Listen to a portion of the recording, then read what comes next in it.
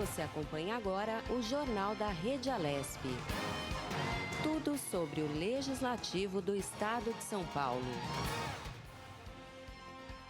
Olá, 19 de maio de 2021. Hoje é quarta-feira, eu sou o Guga Mendonça. Juntos vamos conferir muitas informações que o Jornal da Rede Alesp traz para você. E o Jornal da Rede Alesp chega com muita informação. Vamos falar sobre o município de Itu ser a primeira cidade do Brasil a ter endereços digitais em 100% do território. Vamos falar também sobre um assunto de saúde que é o Dia Estadual de Combate às Hepatites. Outro assunto muito importante que vamos abordar no jornal de hoje é sobre o dia 19 de maio, Dia do Defensor Público. O Jornal da Rede Alesp começa agora. Jornal da Rede Alesp. Seja bem-vindo, quarta-feira, e vamos começar esse jornal falando agora com o repórter Sérgio Everton, que traz os assuntos mais importantes aqui do Parlamento Paulista. Muito bom dia, Sérgio Everton. Um ótimo dia a você. Muita coisa acontecendo hoje aqui na Assembleia Legislativa e você está acompanhando tudo, como sempre, bem informado, né, Sérgio? Exatamente. Acontecendo e o que aconteceu ontem também, né? Primeiro, bom sabe dia, de tudo, Guga, e traz tudo para nós. Muito obrigado, Sérgio. Exatamente. Bom dia, Guga, bom dia a todos. Bom dia aos nossos telespectadores, ouvintes da nossa rede Alesp. Uma quarta-feira aqui na minha frente, bastante ensolarada, viu, Guga? Tempo bom. Mas tá frio, hein, Sérgio? Em São Paulo. Tá friozinho, mas é bom porque pelo menos o sol, ele ameniza, né, esse frio. Ainda bem, né? Porque São Paulo, quando faz frio, realmente faz frio mesmo, não é brincadeira, não. Mas com esse sol, ameniza um pouquinho, né? Tá gostoso. O tempo tá bem gostoso, tá suave, não tá aquele frio, né, que você não aguenta, até porque o sol, né, ele faz essa coberturazinha, né, dá uma aliviada no frio.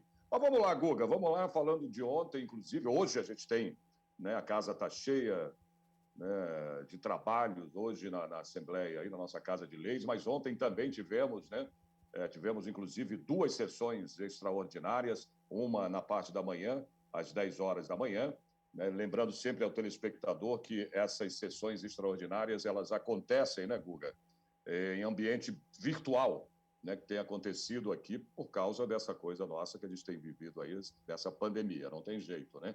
Por enquanto, continua ainda na Assembleia Legislativa, as comissões, né, plenário, virtualmente, né? Então, ontem nós tivemos essa primeira sessão, aliás, a 30ª sessão extraordinária, né? Às 10 da manhã, presidida aí, né, pelo deputado Prado, inclusive, essa discussão de ontem, né? Nem houve discussão, foi encaminhamento dos dois PDLs, né? Os PDLs aqui, os dois PDLs que isentam, né? Fazem a isenção, isentam o ICMS, né? Para compra aí de insumos por instituições de saúde. Isso é muito importante a gente frisar, porque a gente tem passado momentos aí difíceis, né? E o nosso parlamento paulista está sempre, né, visando a melhora da população, a melhora das condições, né, no momento em que a gente tem vivido aí dessa pandemia, né, Guga? Então, o André do Prado presidiu ontem essa sessão extraordinária, essa 30ª sessão de manhã, na parte da manhã, que começou às 10 da manhã, né, e houve esse encaminhamento dos dois PDLs. PDL eu vou explicar para o telespectador, né? É um projeto de decreto legislativo. O que acontece? A mesa da casa, né, que é autora, que tem a autoria desse PDL, né? São dois PDLs, o 45 e o 46. Né? Então, o que acontece? Mesmo você tem 15 dias aí para trabalhar em cima desses projetos. Se não for aprovado, ele automaticamente ele já passa a ser aprovado, independentemente de qualquer coisa, né? Então, o primeiro PDL, que é o 45, né, esses PDLs, o 45, ele beneficia aí hospitais públicos, né, entidades beneficentes, né, fundações privadas. Aliás, esse é o 46. Mas é quase que a mesma coisa, viu, Guga? O PDL 45, por exemplo, ele prevê a isenção total ou parcial do ICMS, né? De acordo com o percentual aí de atendimento de pacientes pelo SUS na aquisição, vou explicar melhor, na aquisição aí de medicamentos, fármacos, né? Insumos, equipamentos destinados aí a clínicas que prestam o serviço, olha, isso é muito importante, tá? Esse serviço de hemodiálise, porque muita gente, Guga, precisa dessas hemodiálises, né? Então, né, é bem complicada essa situação. E agora esse PDL vem para beneficiar, né, tudo isso, esse serviço de hemodiálise, né? Muito importante a gente lembrar disso. Já o 46, que também está ali, né, para isenção também do ICMS, né? ICMS é Imposto de Circulação de Mercadorias. O 46, ele isenta do imposto as entidades, né, o 46, beneficentes e assistenciais hospitalares, né, como, por exemplo, eu vou citar aqui, as Santas Casas, tá? Fundações privadas aí de apoio e também os hospitais públicos, né? Essas instituições elas devem ter a certificação aí das entidades beneficentes da assistência social, né? E também comprovar por meio de demonstrativo, viu, Guga, que no exercício de 2020, no caso, as mercadorias por elas adquiridas foram destinadas exclusivamente, né, a hospitais públicos, né? E a decisão foi tomada nesta terça-feira, foi, né, como eu disse ontem, pelos deputados aqui da Assembleia Legislativa do Estado de São Paulo durante essa sessão extraordinária, né? Que aprovou a isenção do imposto aí dos projetos de decreto legislativos, os chamados PDLs, o 45 e o 46 de 2021. Portanto, segundo o ofício encaminhado pelo Executivo da Assembleia, será de responsabilidade, tá, da Secretaria de Estado da Fazenda e Planejamento divulgar a relação das fundações, né, privadas e também das clínicas que realizam os serviços previstos nos decretos aptos à isenção. Então, esses dois projetos, Guga, vêm para beneficiar, né, tanto esses serviços, né, como a questão do ICMS em cima de medicamentos, né, insumos, enfim, fármacos, né? É muito importante isso, essa ajuda, né, toda que a população vai ter nesse momento, né, que a gente está vivendo dessa pandemia também. E, segundo falou ontem o líder do governo, o deputado Vinícius Camarinha, né, ele elogiou, claro, né, o executivo pela atenção para com o setor da saúde. Bom a gente lembrar isso, né? Ele agradeceu aí ao governador, ao vice-governador e também toda a equipe do governo de São Paulo, né, que nesse momento tem toda essa sensibilidade, né, Guga, de alcançar um tema muito, mas muito importante nesse momento, né? Declaração aí do nosso líder do governo. O parlamentar também falou sobre o papel do legislativo nesse processo. Disse que a Assembleia está tendo aí uma participação muito importante, né, de debater esse projeto, né? Eles debateram o projeto, né? Foi aprovado, enfim. Palavras dele antes de ser até aprovado o projeto. O governo de São Paulo vai continuar, né, segundo o líder do governo, dando toda a assistência à saúde, né? Também é importante frisar isso, né? Nenhum hospital, segundo o líder do governo, Vinícius Camarinha, o deputado Vinícius Camarinha, e nenhuma clínica ficará aí sem o devido financiamento, certo? Então, segundo também disse o líder do governo, essa isenção do ICMS parece que vai ter uma continuidade aí, viu? Segundo palavras aí do líder do governo. Então, é importante a gente estar lembrando tudo isso, né? Que aconteceu ontem no plenário virtual. E é importante estar lembrando, né, que esses PDLs vêm aí, né, essa isenção do ICMS para aliviar bastante aí, né, todo esse setor da saúde, né, principalmente medicamentos. A gente tem visto aí, né, que medicamentos aí sobem de preço aí o tempo todo, é complicado, né? As pessoas sem emprego, né, Guga, desempregadas nesse momento da pandemia, sem conseguir arrumar um trabalho também, quem perdeu o seu sustento, né, não tem condições aí de comprar um remédio, né? O imposto realmente é caro, vem em cima desses medicamentos, então é muito importante, né? Foi muito importante ontem a aprovação, né, desses dois PDLs, o 45 e 46, né, que vai beneficiar muito aí toda a população nossa aqui do estado de São Paulo. É isso que eu tenho para falar, por enquanto, nessa primeira entrada. Né? Se tiver mais algum assunto aqui, se vocês quiserem me chamar aqui, eu estou à disposição, estou a postos aqui. Tá bom, Guga? Legal, Sérgio. Daqui a pouco você volta aí com mais informações também, acompanhando tudo que acontece nessa quarta-feira agitada aqui na Assembleia. Até porque teve também uma outra sessão extraordinária, né, que eu voltando aqui, eu vou falar dela, que começou às 15 horas, né, de ontem também. Né, então, daqui a pouquinho você traz essas informações. Mas eu volto aqui. Se me chamando, eu volto para falar sobre essa segunda extraordinária, tá bom? Tá bom, muito obrigado. Esse foi o Sérgio Everton trazendo informações aí do Legislativo Paulista. E funcionários do metrô de São Paulo decidiram entrar em greve nesta quarta-feira, dia 19 de maio. A decisão foi tomada durante a assembleia da categoria, realizada ontem após negociações com o governo estadual não terem avançado na última semana. O Sindicato dos Metroviários alega que não estão pedindo aumento, e sim reajuste inflacionário do salário. A categoria também afirma que o Ministério Público do Trabalho sugeriu uma proposta de acordo na última segunda-feira, que foi descartada pela Companhia Metropolitana de São Paulo. A paralisação já afeta as linhas 1 azul, 2 verde, 3 vermelha e 15 prata. As linhas 4 amarela e 5 lilás, que são de responsabilidade de concessionárias, Via 4 e Via Mobilidade, respectivamente, deveriam operar normalmente, segundo as empresas, mas sofrem reflexos da greve dos metroviários. Também em nota, a Secretaria de Transportes Metropolitanos de São Paulo classificou a decisão de greve como inadmissível e afirmou que o sindicato certamente vive em uma realidade diferente do restante do país, que sofre com desemprego, perda de renda e fome. Uma liminar da Justiça do Trabalho determina a manutenção de 80% dos trabalhadores no horário de pico e 60% nos demais horários, sob pena de multa no valor de R$100 mil por dia.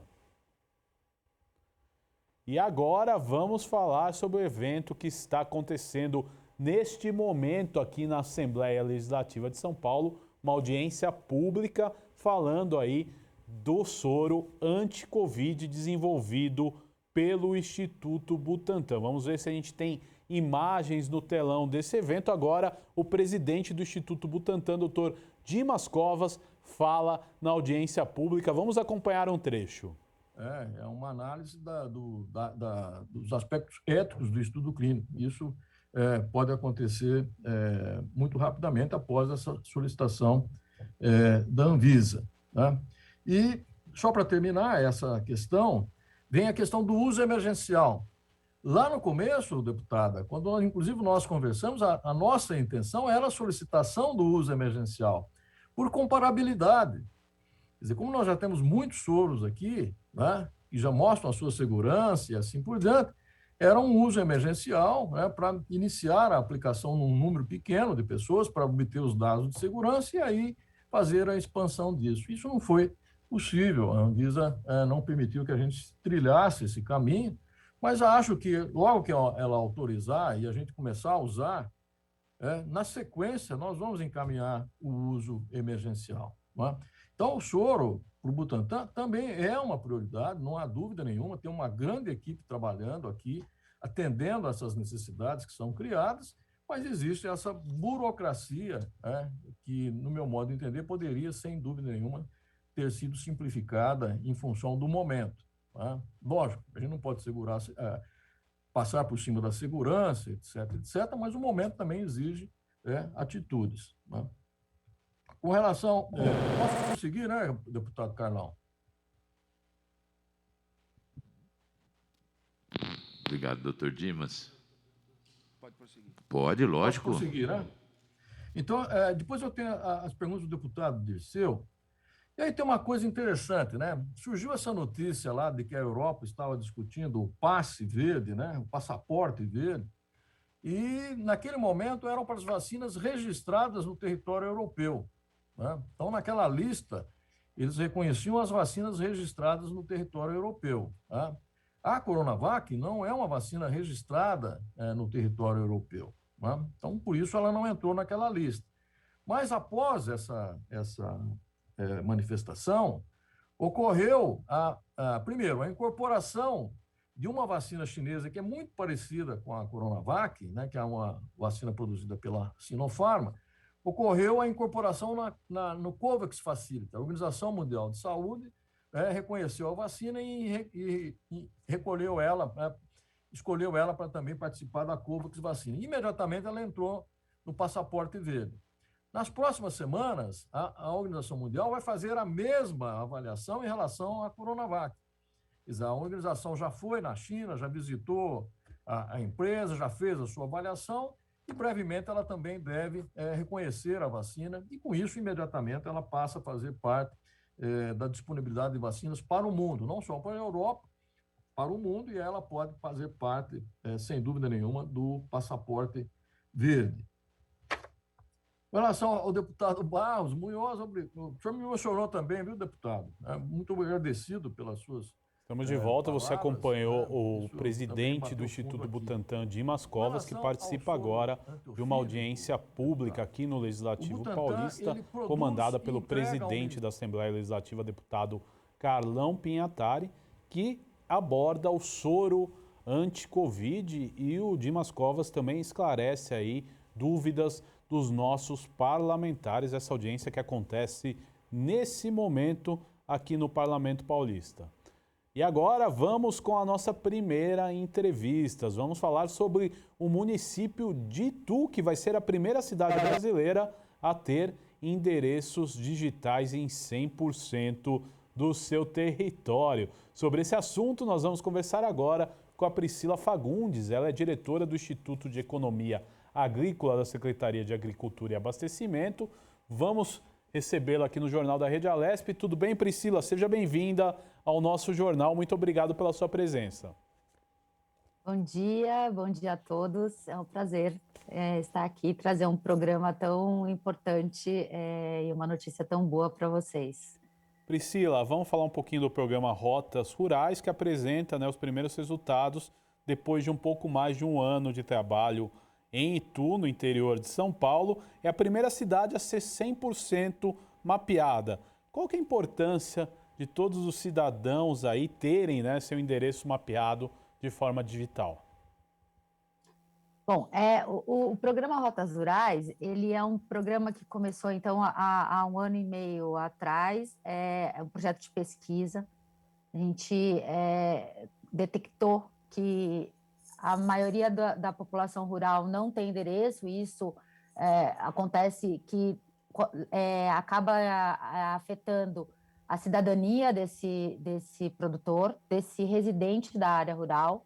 Ele tem problemas para receber a sua correspondência, ele tem problemas para abrir um crediário, se ele quiser, na cidade, conta em banco, a questão da segurança pública, saúde, educação. Então, muitas coisas dependem do que o cidadão tem endereço. Na zona rural, a gente sabe que esse é um dos maiores gargalos. Então, dentro do Instituto de Economia Agrícola, a gente começou a pensar quais eram os maiores gargalos que a gente tinha para levar o produtor paulista para aumentar a competitividade e renda dele, né? E esse estabelecia como um ponto nerval aí, uma questão muito importante para ser estudado. Então, a gente fez o estudo, trouxe uma nova tecnologia, e com isso a gente tem Itu como a primeira cidade com todo o endereçamento digital já, onde o produtor pode colocar uma sequência alfanumérica no Waze, no Google Maps, e traçar a rota e mostrar tanto para a polícia, quanto para a ambulância, quanto para o seu comprador ou para de quem ele compra, quem é o fornecedor de insumo dele, qual é o caminho de sua propriedade. Agora, um projeto como esse demora quanto tempo para ser implantado? Isso nós já temos aí alguma expectativa de outras cidades do estado passarem por esse mapeamento? Olha, realmente a fase mais que demandou mais tempo foi a fase inicial, que foi a fase de desenvolver todo o sistema, toda a inteligência do processo, né? Então, esse projeto ele tem 3 pilares. Um é o endereçamento da propriedade rural, outro é o roteamento das estradas de terra, enfim, ou as vicinais, que antes não apareciam no mapa e agora vão aparecer no mapa. Então, a gente leva esses municípios para o mapa. E aí, um outro pilar, que é elaborar um grande repositório de informações com esse território, onde o gestor público, tanto no legislativo quanto no executivo, poderá utilizar dessas políticas públicas mais eficientes para aquele território. Hoje a gente tem Pardinho, a gente entregou Pardinho na sexta-feira, também já com todos os seus endereços digitais. Temos, até nesse presente momento, hoje fechamos 25 municípios já com toda a localização das propriedades, e com 12 municípios já validados com levantamento de campo e prontos para serem entregues também. Nós temos um cronograma a ser seguido de aproximadamente 200 municípios a serem entregues até o final do ano, e os 645 municípios do estado de São Paulo entregues com as estradas, as rotas, até o final de 2022. Agora, Priscila, é importante a gente abordar também, né? Qual que é a dimensão dos benefícios para o agronegócio paulista, né? Desse mapeamento, porque ele coloca literalmente as pessoas no mapa, né?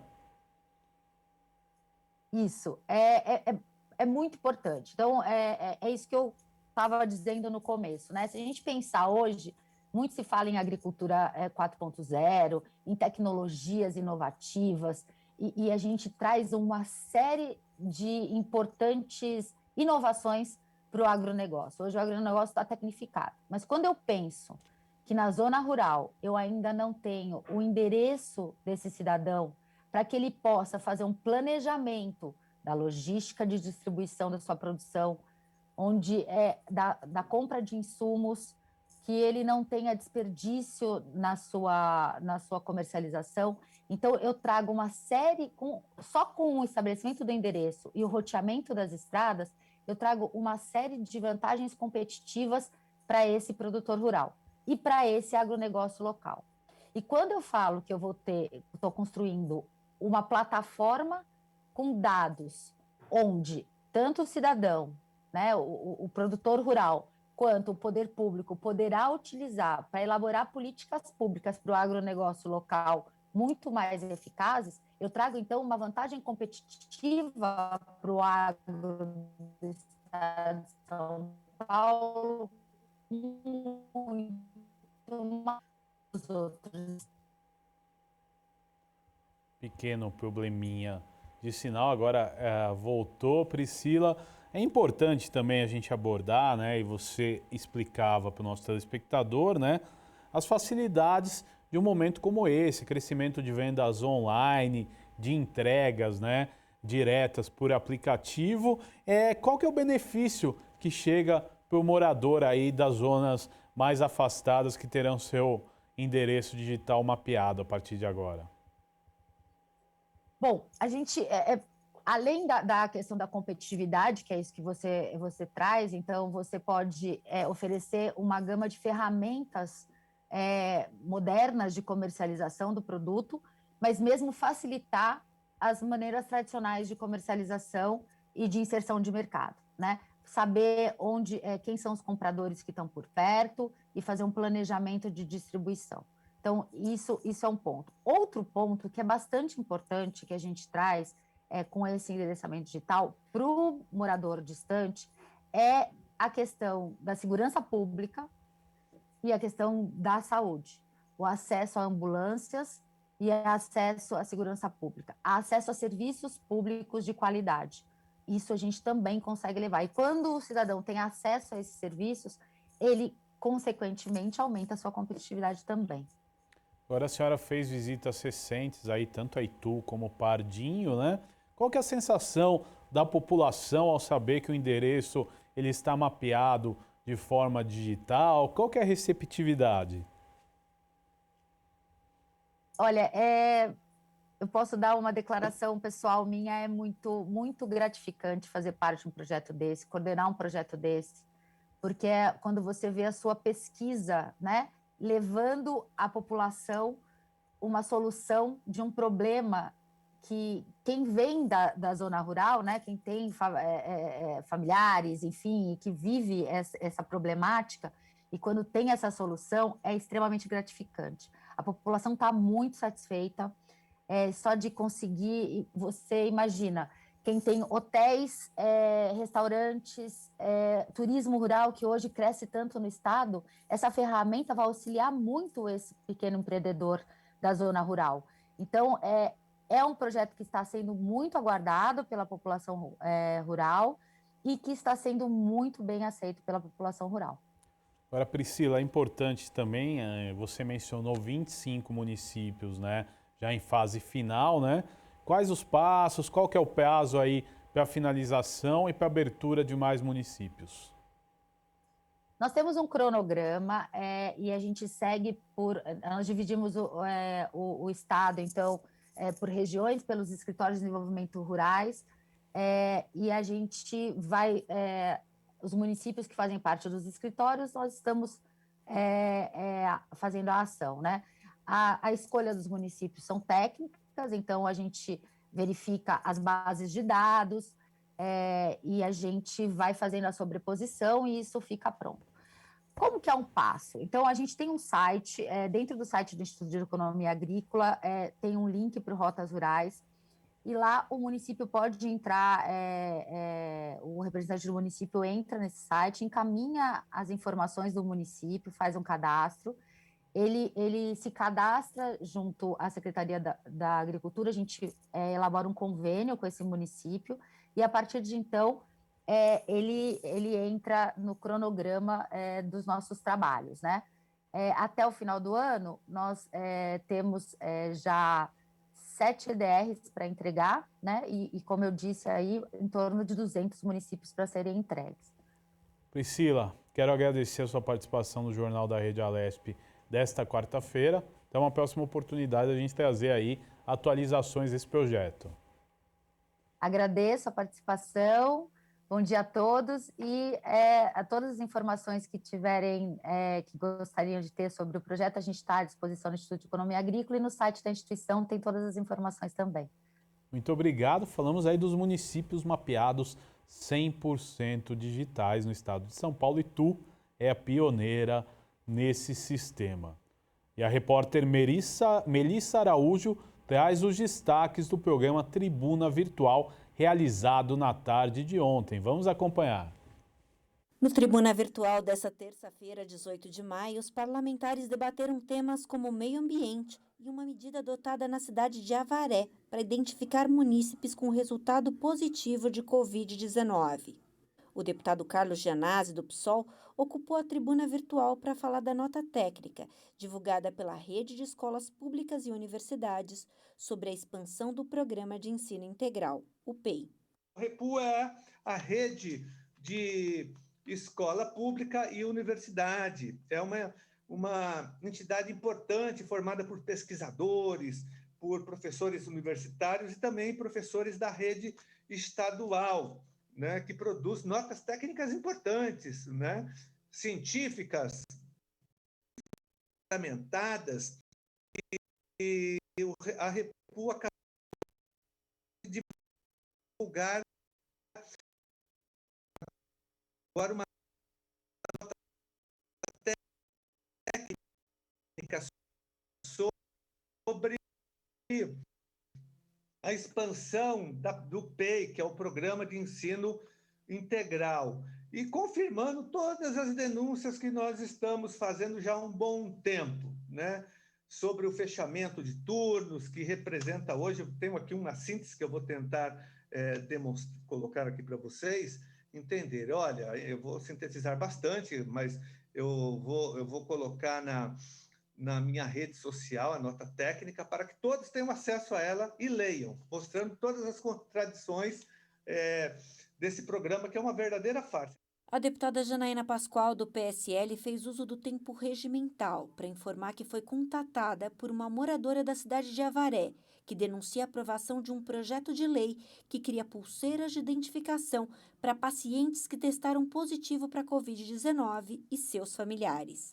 Um e-mail foi o primeiro que eu recebi com esse teor, mas aí fui buscar, junto com a assessoria, mais informações, e não é uma situação isolada.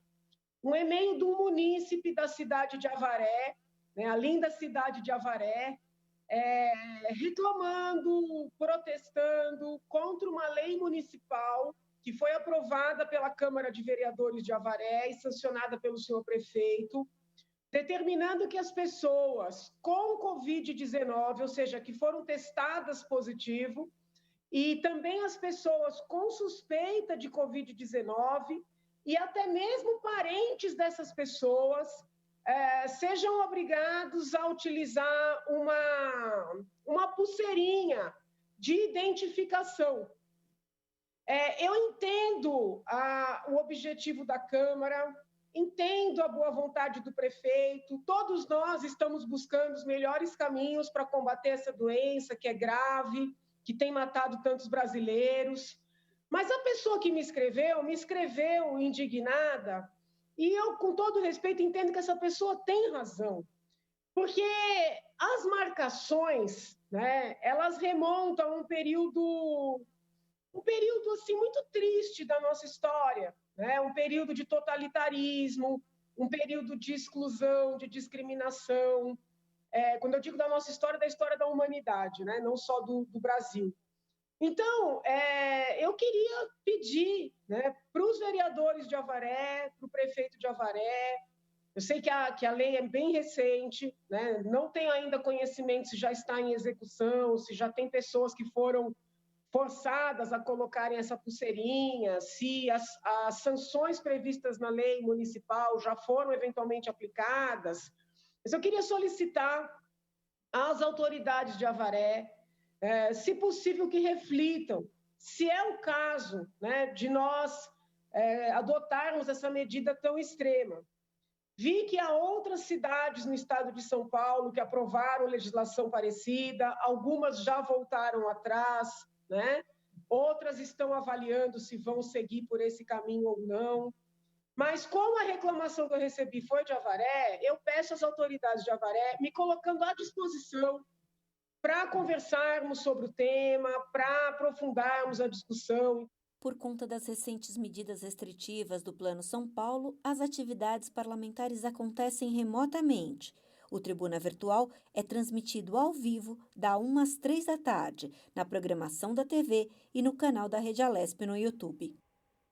Daí você acompanhou a reportagem da Melissa Araújo falando do Tribuna Virtual de ontem. E o Brasil registrou 2.517 mortes por Covid-19 nas últimas 24 horas, totalizando ontem, terça-feira, dia 18, 439.379 mortes desde o início da pandemia. Com isso, a média móvel de mortes nos últimos 7 dias chegou a 1.953. Em comparação com a média de 14 dias atrás, no entanto, a variação foi de menos 16% e continua indicando tendência de queda nos óbitos decorrentes do coronavírus. Os números estão no novo levantamento do consórcio de veículos de imprensa sobre a situação da pandemia de coronavírus no Brasil, consolidado sempre às 8 horas da noite. No caso, ontem, terça-feira, o balanço é feito a partir de dados das secretarias estaduais de saúde. O Brasil completa agora 118 dias com a média móvel de mortes acima da marca de 1.000. De março até o dia 10 de maio, foram 55 dias seguidos com essa média acima da marca de 2.000 mortos. Completados agora 8 dias com indicativo de queda na curva de mortes, na comparação com 2 semanas atrás, fato que foi registrado pela última vez em novembro do ano passado. E a taxa de ocupação dos leitos de unidade de terapia intensiva, as UTIs para pacientes com Covid-19, está acima de 80% na maioria dos hospitais particulares do estado de São Paulo. segundo o levantamento do sindicato da categoria, o Sindiosp. O índice divulgado pelo governo estadual para toda a rede, tanto pública quanto privada, era de 78,5% nesta segunda-feira, dia 17. No entanto, a pesquisa realizada pelo Sindiosp entre os dias 11 e 17 de maio aponta que a situação é pior na rede particular, onde 85% dos hospitais e clínicas consultadas estão com ocupação acima de 80%. Especialistas consideram que a ocupação já indica mais uma situação de colapso. De acordo com o levantamento do Sindiosp, o estado de São Paulo tem pelo menos 237 pessoas na fila por um leito de UTI para tratamento da Covid-19. Em todo o Brasil, são mais de 1.500 pacientes na fila de espera por um leito de UTI. O estado paulista está na vice-liderança do ranking de espera, perdendo apenas para o Paraná, que tem 345 pacientes aguardando na fila por leito, mostra este levantamento. E agora vamos falar sobre o Dia Estadual de Combate às Hepatites. O projeto de lei número 186 de 2009 instituiu o Dia Estadual de Combate à Hepatites, a ser celebrado anualmente em 19 de maio, passando esta data a integrar o calendário oficial do estado de São Paulo. Sobre esse assunto, nós vamos conversar agora com Mônica Valverde Viana. Ela é diretora de mídias digitais da Sociedade Brasileira de Hepatologia. Muito bom dia, Mônica. Seja bem-vinda ao Jornal da Rede Alesp. Muito obrigado por ter aceito o nosso convite e trazer um tema aí tão importante para a gente esclarecer e abordar com os nossos telespectadores. Muito obrigado pela presença, viu, Mônica? Obrigada pela oportunidade. É nosso objetivo. A Sociedade Brasileira de Hepatologia tem interesse em divulgar cada vez mais as doenças do fígado, porque elas são assintomáticas, então a população precisa estar alerta e fazer exames com frequência para saber se não é portadora de alguma dessas doenças, principalmente as hepatites. Pois é, no dia 7, projeto de lei número 186 de 2009, do deputado Fernando Capês, do PSDB, instituiu o Dia Estadual de Combate à Hepatite. O que nós temos evoluído em relação à divulgação e à conscientização da população? E essa data de 19 de maio é muito importante para isso. Então, na verdade, a data sempre foi dia 28 de julho, é o Dia Mundial de Combate às Hepatites Virais. A gente sempre faz uma campanha linda, que é o Julho Amarelo. Então, essa data 19 de maio é uma coisa nova para a gente também, né? E a gente, mas não importa, o importante é que tenha data, o importante é que as coisas possam ser faladas na mídia, para que nas mídias todas, né? A gente vem trabalhando com muito afinco nisso. Nós temos, por isso, uma diretoria de mídias sociais na Sociedade Brasileira de Hepatologia, também na Paulista de Fígado, da qual também sou diretora, Associação Paulista para Estudos do Fígado.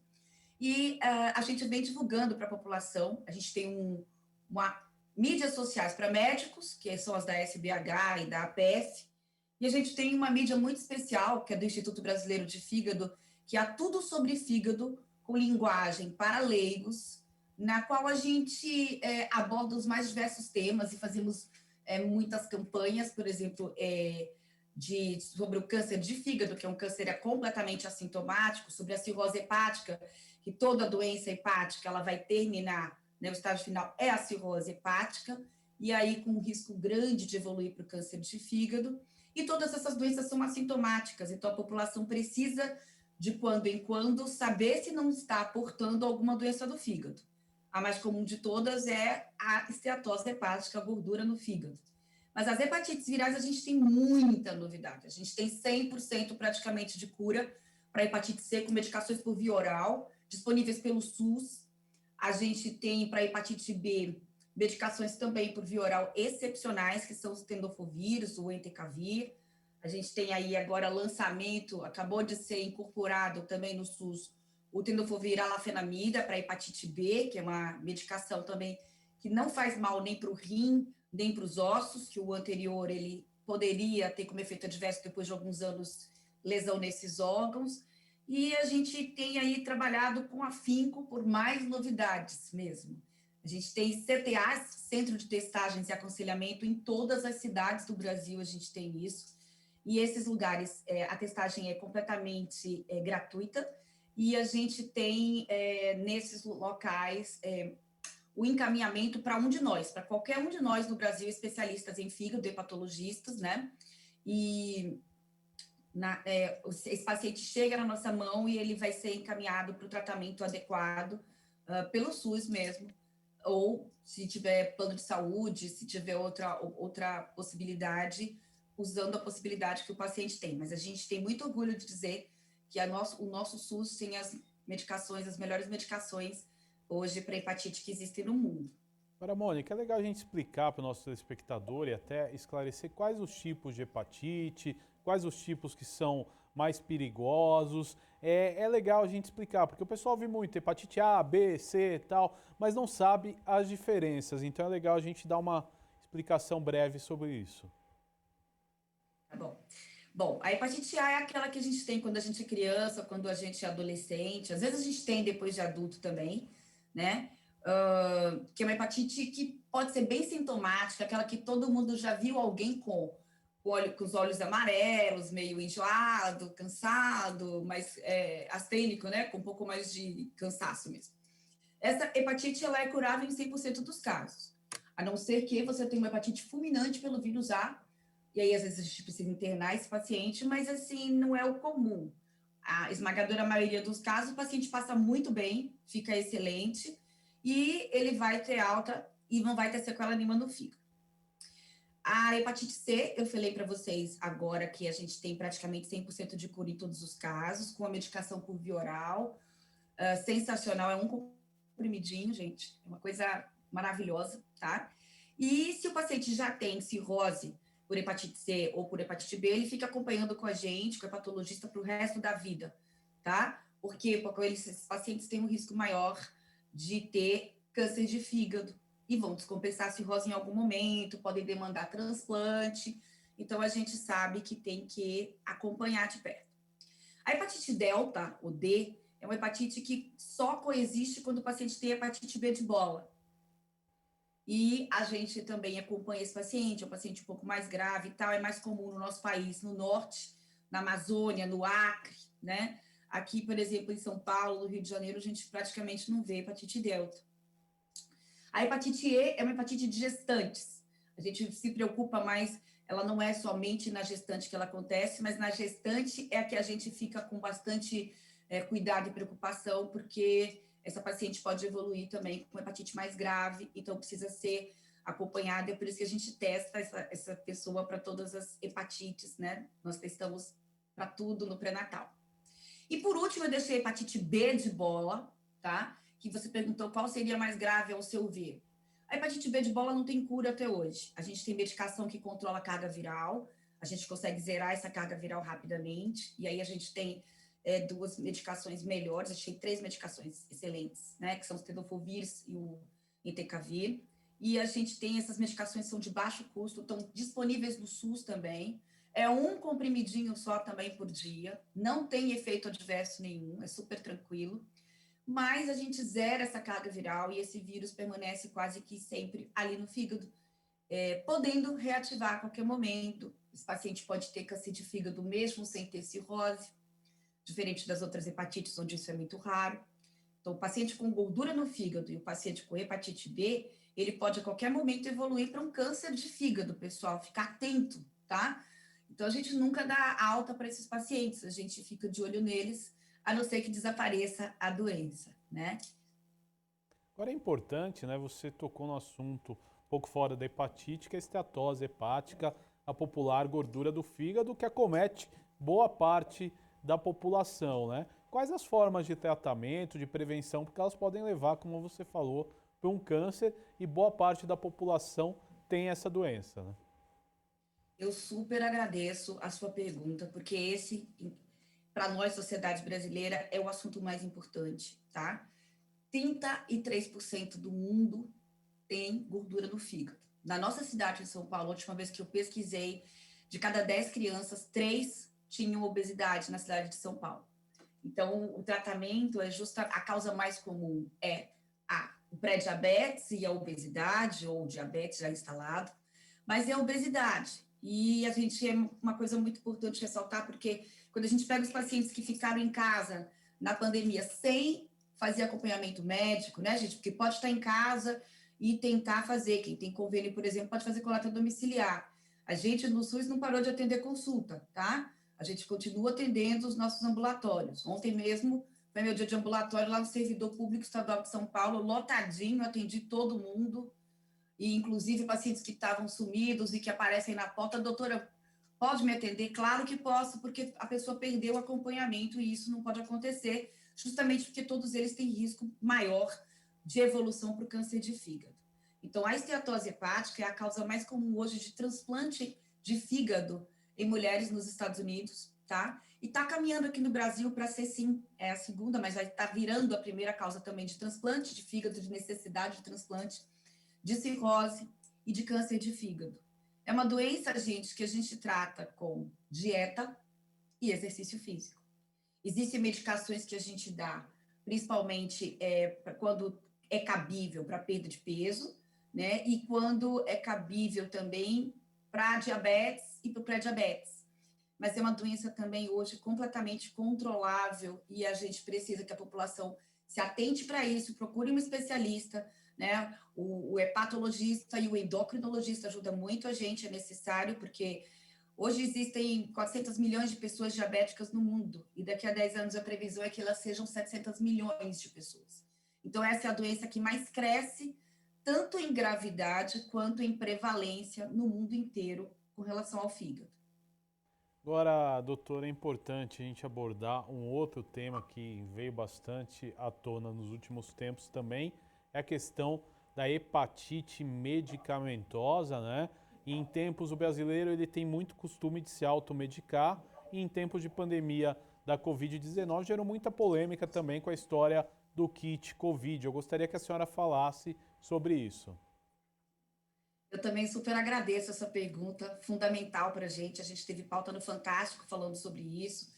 Gente, pelo amor de Deus, não existe kit Covid, tá? A gente fala kit Covid para as medicações mais frequentes que a gente prescreve.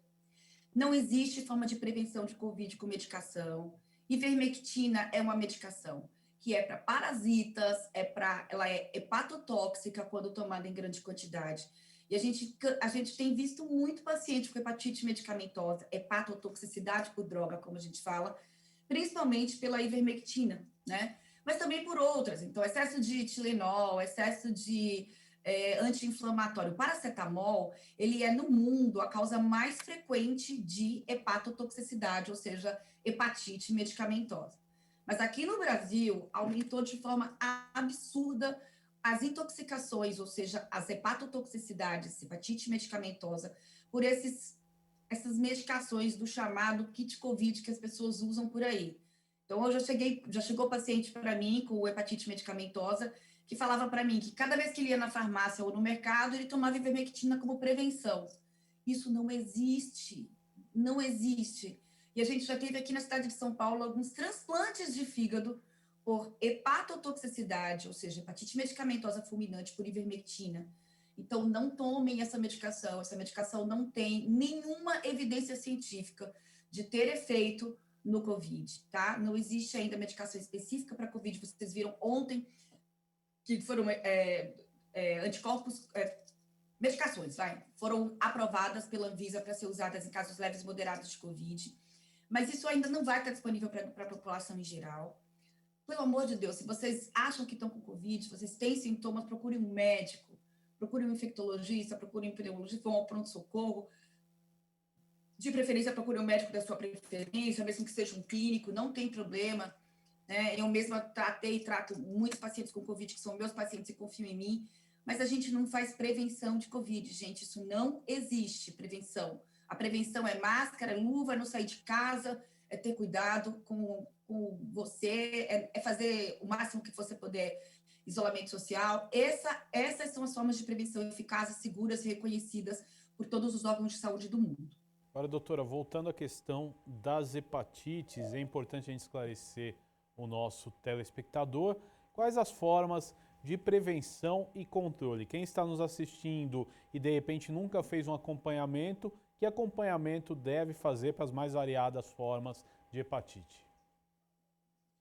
Bom, vacina existe, tá, no SUS para todas essas hepatites, quer dizer, todas não. Hepatite C não existe vacina, hepatite delta não existe vacina, mas a gente tem vacina extremamente eficiente, tá, para hepatite A e para hepatite B. Bom, há muitos anos, quando você nasce em território nacional, no primeiro dia de vida, você recebe essa vacina em qualquer hospital que você nasça, incluindo todos os hospitais do SUS, nosso amado SUS, né? A gente sempre tem que falar que a gente tem um órgão muito bom chamado SUS no nosso Brasil. E que a prevenção, então vamos lá. A hepatite C, sangue e hemoderivados que tem que estar testados, desde 1992 a gente usa no Brasil o método ELISA de terceira geração para testar todo o sangue e hemoderivados que vão ser aceitos para transfusão, né, ou que serão utilizados para transfusão. Então, tem ficado cada vez mais raro a possibilidade de transmissão por transfusão sanguínea. Drogas endovenosas, essa é uma forma de transmissão importante para a hepatite C e também para a hepatite B. A hepatite B, a gente tem ainda a transmissão sexual, uma possibilidade. Então, sexo seguro, sexo com preservativo, né, pessoal? Isso é uma coisa que, aproveitando o gancho das hepatites, a gente tem tido um crescente, um aumento de número de HIV no Brasil a cada ano, justamente porque o pessoal está abrindo mão do preservativo. O preservativo é muito importante, não caiu de moda, tá? Em tempo de pandemia, mais importante ainda, tá? Outra coisa, com relação à hepatite A, as hepatites que são transmissíveis oral fecal, tipo hepatite A e hepatite E, é você saber que alguém está com hepatite e não ficar perto dela, colada dela, não beijar. A pessoa está com hepatite internada, você não ir lá visitar. Para que você vai visitar uma pessoa que está com doença infecto-contagiosa? Então, eu acho que a Covid tem ensinado muito para a gente, as pessoas começarem a ter um pouco mais de medo de ficar tão perto de alguém que pode estar doente, né? Então, eu acho que essas são as formas mais importantes para a gente ressaltar aqui. Doutora Mônica, eu quero agradecer a sua participação no Jornal da Rede Alesp desta quarta-feira. Até uma próxima oportunidade, viu? Muito obrigada pela oportunidade. A gente está sempre disponível, não só eu, como outros membros, né, da diretoria da Sociedade Brasileira e associados também. O importante é a gente levar a informação confiável à população e pedir para todo mundo, gente, se protejam na medida do possível, quem puder, fique em casa, não é o nosso caso, médicos, né, a gente não tem nenhum dia que eu não tive que trabalhar nessa pandemia, eu gostaria muito de ter ficado um pouco em casa, então aproveitem, curtam a família e aproveitem quem não está podendo trabalhar ou quem está sem emprego para se reinventar, para tentar aprender com essa chacoalhada que a gente está levando, que o mundo está levando, né, do universo. Vamos pensar e vamos ser seres humanos melhores, pensar no todo, na população em geral. Os jovens, por favor, tentem não se expor para não matar os vós, as vós e os pais e as mães. Era isso. Muito obrigada pela oportunidade. Muito obrigado, doutora. Falamos e esclarecemos sobre a hepatite aqui no Jornal da Rede Alesp desta quarta-feira, sempre trazendo aí prestação de serviço e utilidade pública para você. A repórter Carolina Franca tem os destaques da eleição de presidente e do vice-presidente da Comissão de Transportes e Comunicações aqui da Assembleia Legislativa. Vamos conferir o VT. A Comissão de Transportes e Comunicações da Assembleia Legislativa de São Paulo se reuniu em ambiente virtual para eleger presidente e vice-presidente para o biênio de 2021-2022. A comissão deve focar em projetos e assuntos relativos à concessão de serviços, de comunicações e transportes, além de deliberar medidas referente aos modais ferroviário, rodoviário, hidroviário e aeroviário do Estado. O deputado Rafa Zimbaldi, do PL, foi eleito para assumir a presidência. Com a ajuda de todos os outros deputados, né, para que a gente consiga, né, da melhor forma possível, conduzir a Comissão de Transportes e Comunicação da Assembleia Legislativa da melhor forma possível. Que o objetivo é um só, é atender a população, levar um transporte público de qualidade, cumprir o nosso papel de fiscalizador do Poder Executivo. Então, quero aqui pedir a ajuda de cada um de vocês que tem uma grande experiência. Eu estou no meu primeiro mandato de deputado, tive a oportunidade de estar à frente da Comissão de Assuntos Metropolitanos por um ano. Por conta da minha mudança de partido, eu estou há um ano fora das outras comissões e estou retornando agora. Para o cargo de vice-presidente foi escolhido o deputado Milton Leite Filho, do Democratas. O parlamentar está como membro efetivo da comissão pela primeira vez. Comissão que acompanhei bem, sei da sua seriedade, da sua transparência, da sua corretidão. Isso daí é caráter da sua pessoa. Rafa, parabéns pela sua eleição, desejo muito sucesso à frente dos trabalhos desses próximos 2 anos. É a minha primeira vez nessa comissão, uma comissão para mim nova, mas eu já conheço bastante o assunto, já acompanhei bastante a comissão ao longo do mandato. Sucesso, parabéns, obrigado, presidente. Os integrantes da Comissão de Transportes e Comunicações da Alesp ainda vão definir o dia e horário para realizar as reuniões virtuais. Aí você acompanhou, né, a matéria sobre a Comissão aí de Transportes e Comunicações, que tem o novo presidente, o deputado Rafa Zimbaldi, do PL.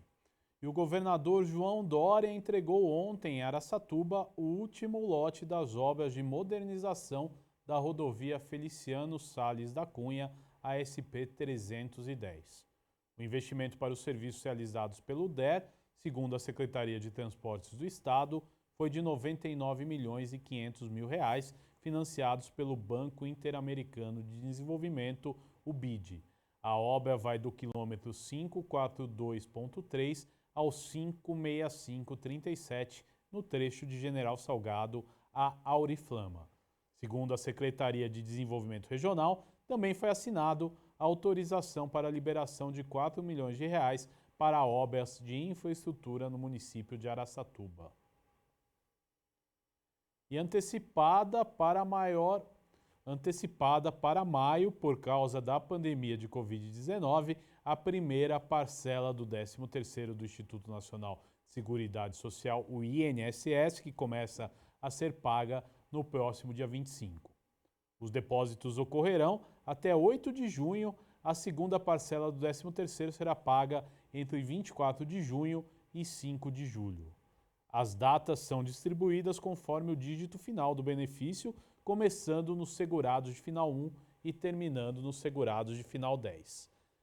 Tais datas valem para quem recebe aposentadorias, auxílios e pensões de até um salário mínimo. Para quem ganha acima do mínimo, o calendário é um pouco diferente. A primeira parcela será paga entre 1 e 8 de junho e a segunda parcela entre 1 e 7 de julho. Começam a receber os segurados de final 1 e 6, passando para 2 e 7 no dia seguinte e terminando nos finais 9 e 0. Segundo o Ministério da Economia, a medida deve injetar cerca de 52 bilhões e 700 milhões de reais na economia do país e não terá impacto orçamentário por tratar-se apenas de uma mudança de data de pagamento. Vale lembrar que termina no próximo dia 31 o prazo para a entrega da declaração do Imposto de Renda 2021 com base em 2020. A multa para quem perder o prazo de entrega é de no mínimo R$ 165 ou 20% do valor devido na declaração. Precisa prestar contas ao leão quem recebeu rendimentos tributáveis acima de R$ 28.500 no ano passado. A Receita Federal estima que sejam entregues 32 milhões e 600 mil declarações. Até ontem, 20 milhões e meio de brasileiros entregaram seus informes. E o Jornal da Rede Alesp vai para um rápido intervalo. Nós voltamos já já com mais informações para você. Até já.